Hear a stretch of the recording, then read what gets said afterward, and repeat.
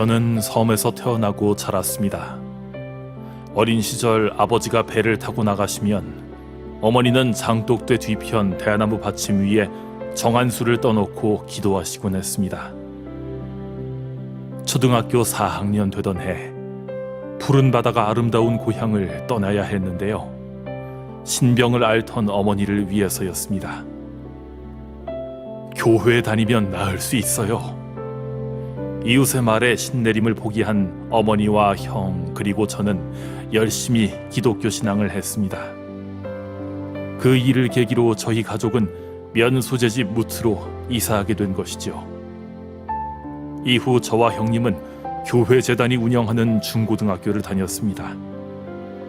당시 성직자의 꿈을 꾸기도 했지만 도무지 믿음이 생기지 않아 고등학교 2학년 때 자퇴하고 말았습니다.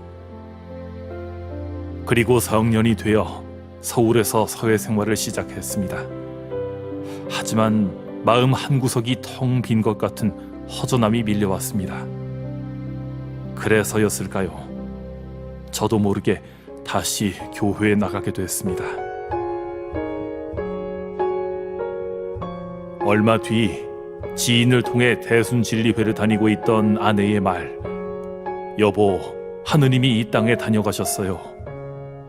무조건 가봐야겠다 결심한 저는 다니던 교회를 뒤로 하고 아내와 같이 새로운 신앙을 시작했습니다. 이후 아내는 포교 활동에만 전념하고 제가 직장을 다니기로 합의했습니다. 하지만 날이 갈수록 제가 생각했던 진리 중심 신앙과 거리가 멀기만 했습니다. 특히 도저히 정상적인 생활을 하기 어려울 만큼 가정 경제가 파탄 나버렸는데요. 저와 아내는 마음에 큰 상처를 입은 채 대순신앙을 정리하고 말았습니다. 그 후 처형이 있는 부천으로 이사해 법당에 다니곤 했습니다. 그러던 중 2년 전 어느 날 TV 채널을 돌리다 우연히 상생방송을 발견하면서 참 하느님의 진리를 신앙할 수 있는 은혜를 받게 됐습니다. 상제님과 태모님의 도전 말씀이 너무 좋아 계속 시청하던 저는 어느 순간 우주가 인간 농사 짓는 우주 일련, 조상과 자손의 관계를 고목나무와 새순으로 비교해 주신 태상 종도사님 말씀이 가슴에 와닿았습니다. 무엇보다 성음을 듣는 그 자체가 좋았습니다.